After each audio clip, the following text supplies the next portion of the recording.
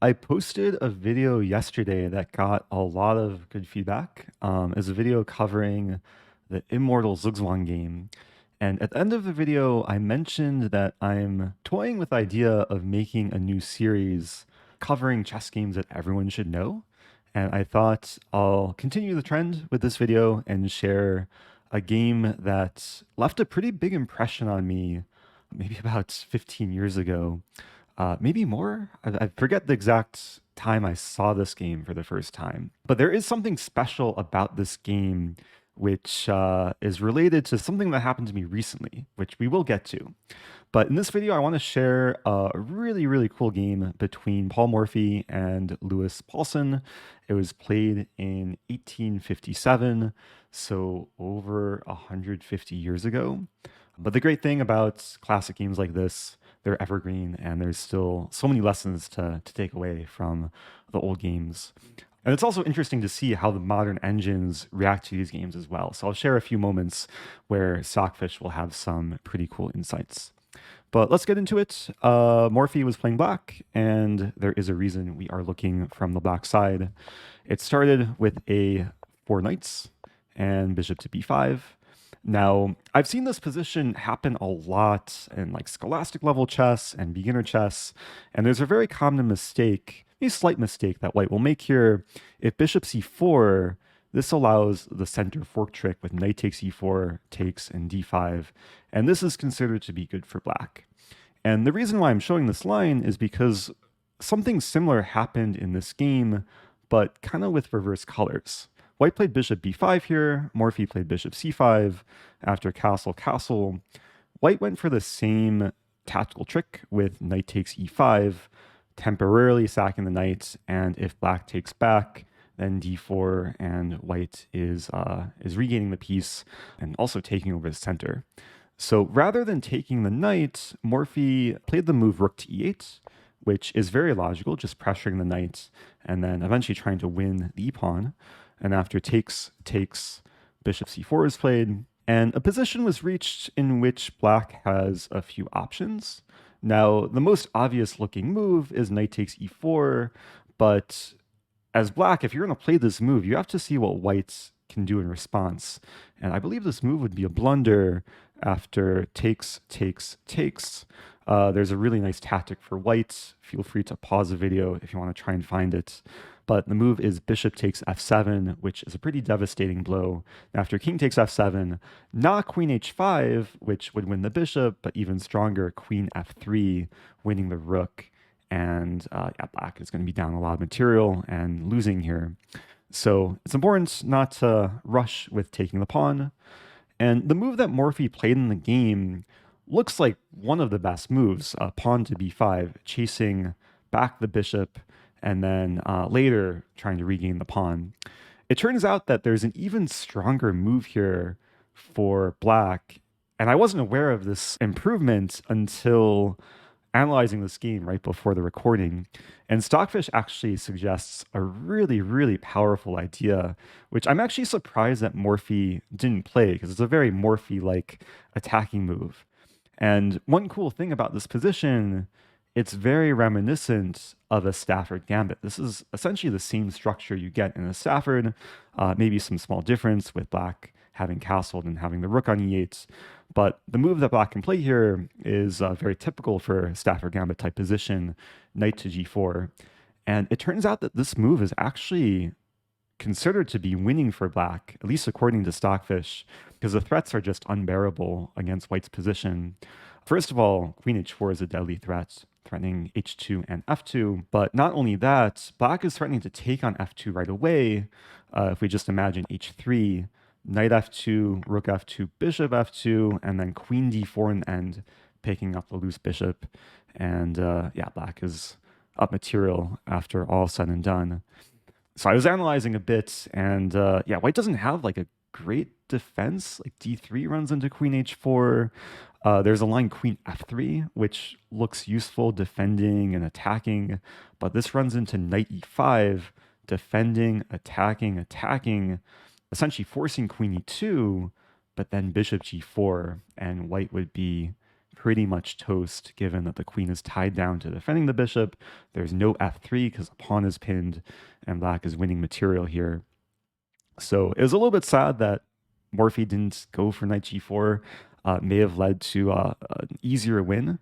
But the move that was played was pawn b5, hitting the bishop, provoking bishop e2, and then the pawn can safely be captured. There's no counter tactics for white here.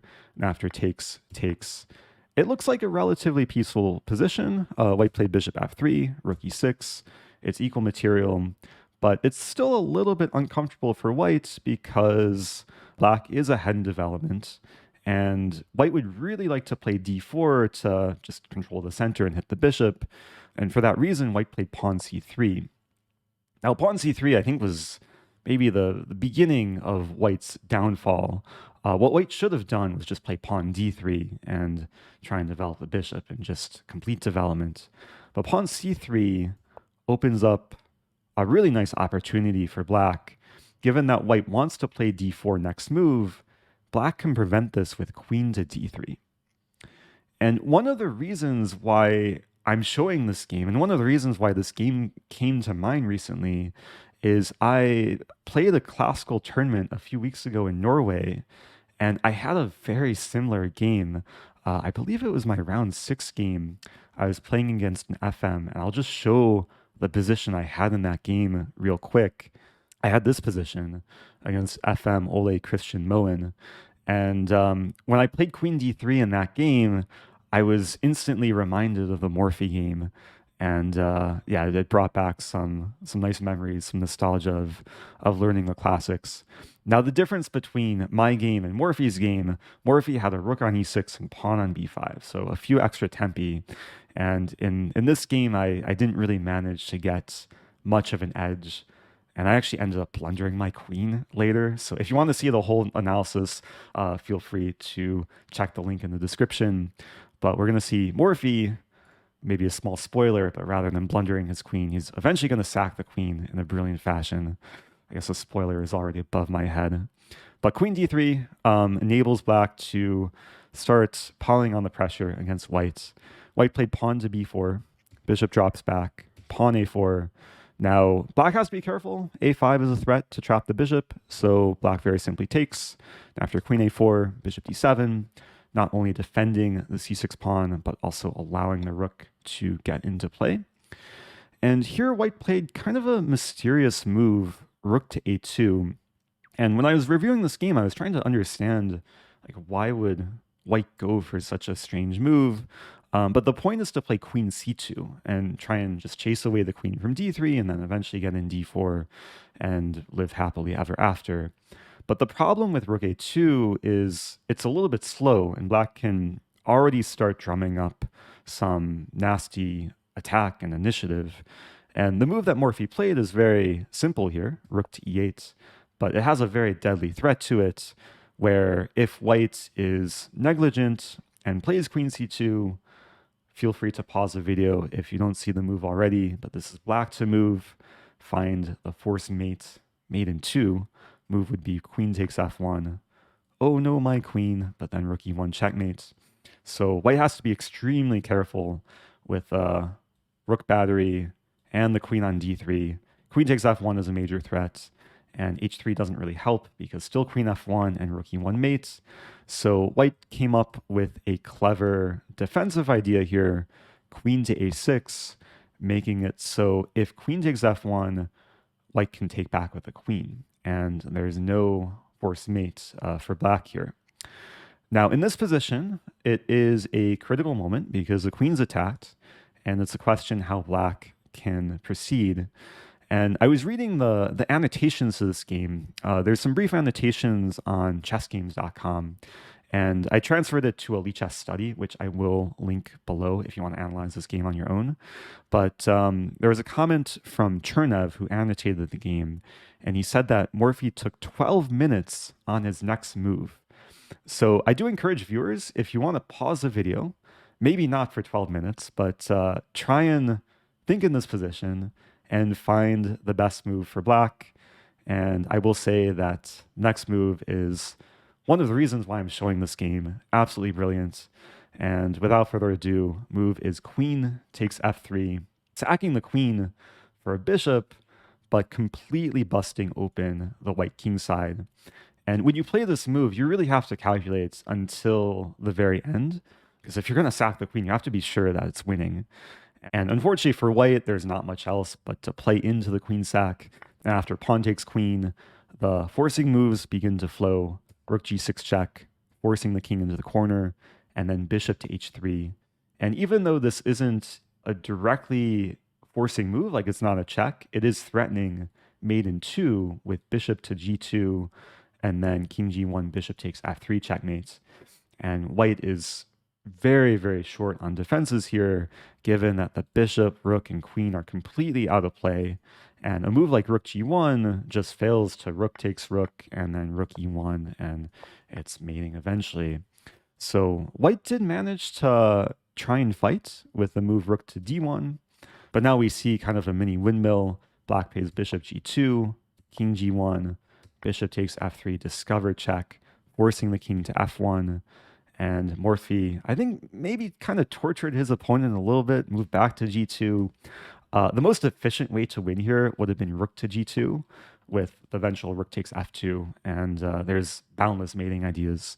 But bishop g2 was played, and after king g1, bishop h3, forcing the king back, and then bishop takes f2. And yeah, in some sense, maybe Morphy is playing with his food, but is also threatening checkmate in 1, and white had to give back a lot of material. Queen f1 was played, and after takes, rook e2, the position does not get easier for white. A few more moves were played, rook a1, rook h6, d4, bishop e3. White actually resigned in this position, given that there's an unstoppable mating attack against h2. Bishop takes e3 doesn't help because rook h2 and rook g2 checkmates. So it was an absolutely brilliant game for Morphy, and the play really flowed nicely out of the opening, especially with the key move queen to d3. If we just highlight, sometimes the most effective way of pressuring your opponent is restricting what they want to do and restricting their development. And Morphy did just that in this game. So I really hope you guys enjoyed this one. It is one of my favorite Morphy games. If there are any other Morphy games that you think would compete for Morphy's greatest queen sacrifice, feel free to let me know. But I do hope you stay tuned for more content like this. I do plan to share more of my favorite games that I think everyone should know. So be sure to subscribe, and I'll see you guys in a future video.